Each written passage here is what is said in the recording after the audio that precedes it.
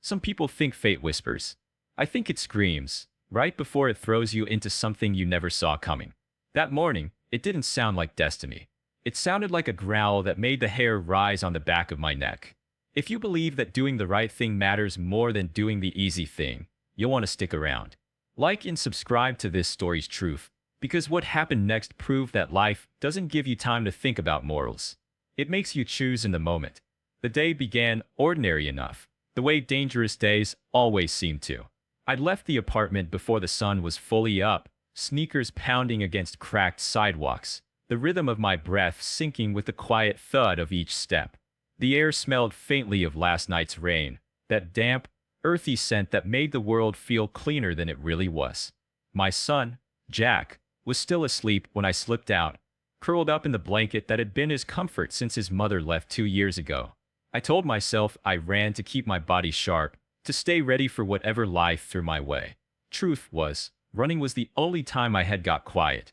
No bills, no custody battles, no wondering if I was doing enough to keep my boy safe. I was about a mile from home when I heard it. At first just a strange echo behind me, like someone dragging a bag over pavement. Then the sound changed, sharper, closer, claws skittering across concrete. My instinct was to turn, but I'd learned long ago that your ears tell the truth faster than your eyes. The growl cut through the morning air before I even saw the shape loping toward me. It wasn't a big dog, at least not in the way people think of big. But size didn't matter when you could see foam clinging to its lips and the whites of its eyes ringed red. Rabies. I didn't need a vet to tell me. The dog's movements were jerky, as if it couldn't decide whether to pounce or collapse. I stepped back, heart hammering, and that's when I saw her. She couldn't have been more than 6 years old, standing at the corner where the sidewalk met the old maple tree. She was frozen, yellow sundress fluttering in the light breeze, pink sandals scuffing the dirt. In her left hand, she clutched a limp stuffed rabbit by one ear. Her wide brown eyes weren't on me. They were locked on the dog. I've been in a few situations where hesitation could kill you. This was one of them. My mind split into two tracks, one calculating distance, the other pushing every ounce of adrenaline into my legs. I moved, not toward the girl at first, but toward the thing between us. My hands found the only weapon in reach, a dead branch from the maple, heavy enough to swing, but light enough to keep moving. Hey! My voice ripped through the air, sharp, commanding. The dog's head snapped toward me, saliva spraying in thin strings from its bared teeth. For half a second, I thought it might bolt. Instead, it crouched, muscles twitching like pulled wires, then launched itself forward. I met it midair with the branch, the crack of wood against bone jolting through my arms. Pain shot up my wrist, but I didn't let go. The impact knocked the dog sideways, but it rolled and came again, faster this time. My second swing shattered the branch in two, leaving me with nothing but a jagged half and a clear view of teeth coming straight for my forearm. The bite didn't land full force. I shoved what was left of the branch into its mouth, the splintered end scraping its gums. It snarled, thrashing, trying to wrench the wood free. Somewhere in the chaos, I heard the girl's sharp intake of breath, like the sound of a match being struck in the dark. I pushed the dog back with my shoulder, using my weight to pin it against the ground. It was stronger than I expected. Stronger and desperate, muscles bunching under my hands like coiled springs. The world narrowed to a blur of motion and sound. Paws scraping pavement, my own breath ragged, the faint chime of the stuffed rabbit hitting the ground. Then a voice, deeper and rougher than mine, cut in from the side. "Hold him, don't let go." A man from one of the nearby houses barreled in, a rusted shovel gripped tight. He didn't hesitate. One clean swing to the side, the flat of the blade catching the dog square in the ribs. The animal yelped, twisted, then bolted down the street, limping, foam still dripping from its mouth. I staggered back, my knees threatening to give out, the adrenaline already burning off into a cold sweat. My arm stung where teeth had grazed the skin, not deep enough to bleed much, but enough to remind me I'd been inches from worse. The girl hadn't moved. She stood in the same spot, her chest rising and falling in quick, shallow breaths. I knelt down so we were eye level, conscious not to spook her. "You okay?" I asked, my voice softer now. She nodded, though her fingers twisted in the hem of her dress. Up close, I could see faint freckles dusting her nose, and that her sandals were scuffed at the toes like she'd been running before she stopped.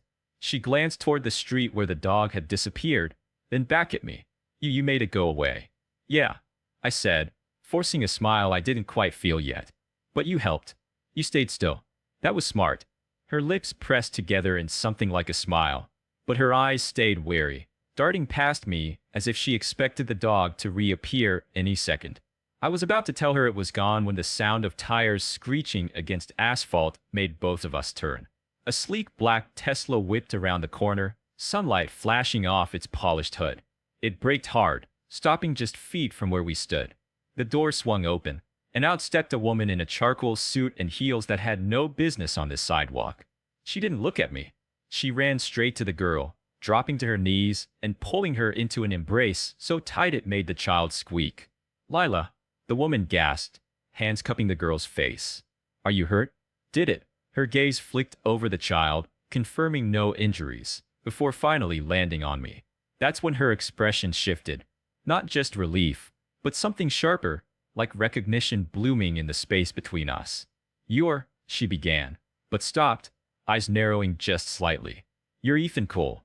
Hearing my name in her voice was like someone dropping a stone into still water, the ripples carrying the past with them.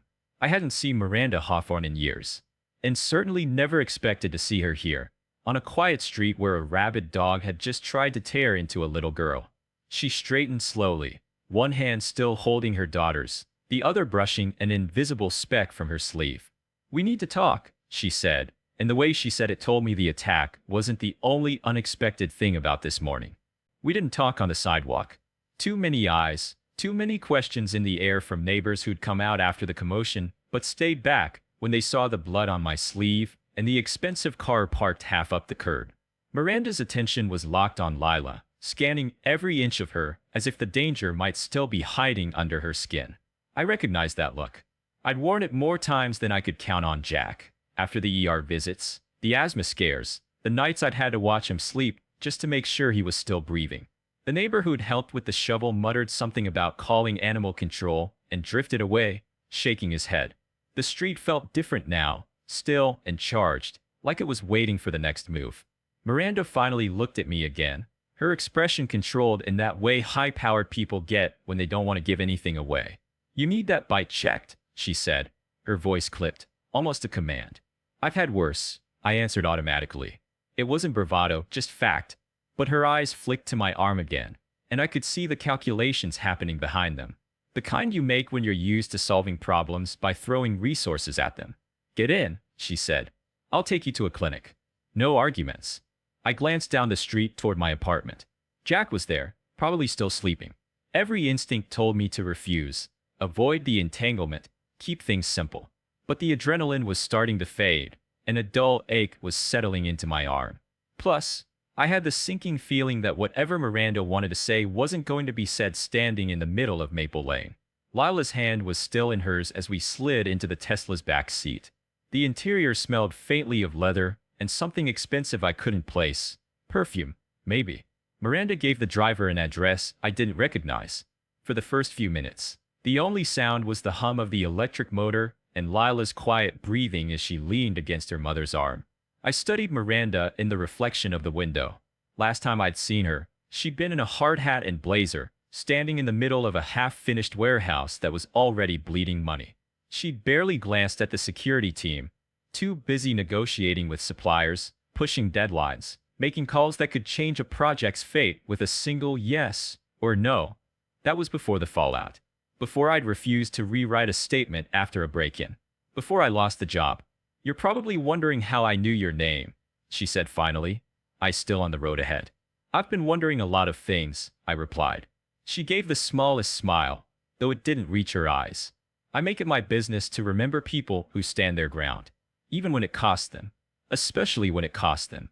I didn't answer. My stomach was tightening, but not from the bite. There was weight in her words, like she wasn't just talking about the past. The clinic she took me to wasn't the kind you find sandwiched between a laundromat and a payday loan store. This was all glass walls, chrome fixtures, and staff who addressed Miranda like she was more than a regular. Like she was someone whose presence could change their careers. They whisked me into an exam room, cleaned the wound, and gave me the rabies shots before I had time to think about how much it might cost. When I came out, Lila was perched on a leather chair in the waiting area, swinging her legs and humming to herself. Miranda stood nearby, scrolling through her phone with the kind of stillness that meant her mind was moving faster than her fingers. "I need to ask you something," she said as soon as she saw me. Her voice was softer now, but there was an edge underneath. "Not here. Lunch. My treat. It's important." I wanted to say no. I really did. But there was something in her eyes that wasn't just business, something that felt personal, urgent. And maybe, if I was honest, part of me wanted to know why the CEO of a multi-million-dollar empire cared enough to track my name across years and cities. We ended up at a quiet corner table in a restaurant I'd never be able to afford, the kind with cloth napkins so soft they felt like they'd been washed 100 times before anyone dared to use them. Lila sat between us, content with a plate of fries and a sketch pad the waiter had brought over. Miranda waited until the server left before leaning in. 2 years ago, she began, I lost my husband. Plane crash. Private charter to DC for a meeting he didn't want to take. Since then, everything has been different. Her gaze flicked briefly to Lila, then back to me.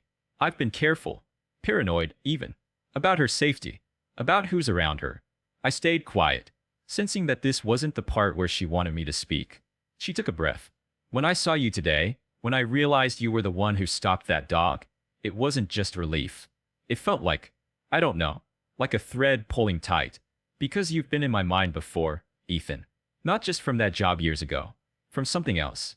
Her eyes searched mine, as if she was trying to decide whether to say the next part. Someone told me about you. Someone I trusted. Said if I ever needed someone to protect what mattered most, I should find you. I frowned. Who? She hesitated, glancing at Lila, who was absorbed in drawing. Not here, she said finally.